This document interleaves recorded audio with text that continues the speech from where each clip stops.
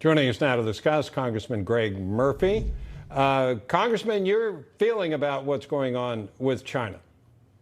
Well, Bob, I think I agree with Representative Gallagher's assessment that they are an existential threat. I think it's even more so than that because China has invaded this country, not only, in my opinion, on college campuses. They've invaded our country and trying to kill our individuals with fentanyl, which is coming through our southern border.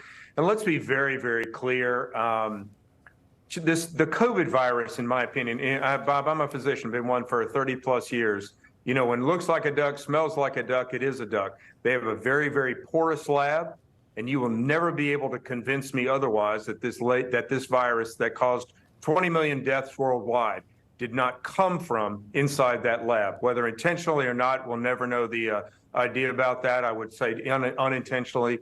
But what they've done is they wreak havoc upon the world and caused death to our country in specific. But if you look back at the other things, Bob, they're on our campuses, they're stealing our data, they're poisoning our individuals with fentanyl. We're at war with China, whether it's a ballistic or kinetic war or not, we're at war with China.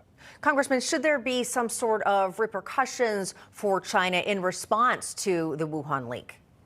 Absolutely. I believe they ought to be brought forth to the United Nations and some type of reparations, if you will. That's a big word here in Washington, D.C. now. Everybody wants to be given money back. But if you think of what's happened to the world because of what happened there, without a doubt, there need to be some repercussions. Let me ask you about the threat of China providing Russia with weapons. And I want to look at it from a different context, and that is, obviously, that could allow Russia to continue its war against Ukraine, and it would lead us, arguably, to continue to provide them with weapons. And could China be utilizing this as a strategy to weaken our own defense position? Without a doubt.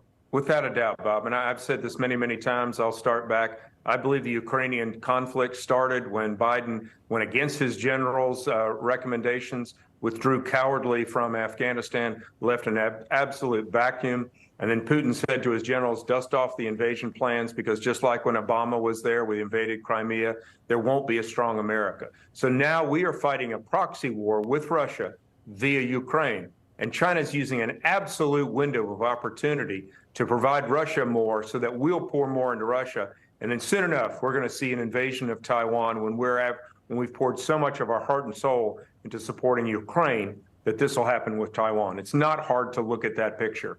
Congressman, I just want to go back to another COVID question for you. I know you're also a physician. We spoke to Dr. Deborah Birx yesterday, and she said that she felt that United States is not prepared for another pandemic on the level of COVID. Do you think we are? And if not, what do you think we need to do to get there? We have about 1 minute. Chris, I don't know that we're ever going to be fully prepared for any pandemic of that proportion. You just can't do this. You can't have the medical establishment literally on alert every minute of every day of some contagion that's going to come across and kill millions of Americans. What you can do literally is try to put your best foot forward, try to prepare as best you can.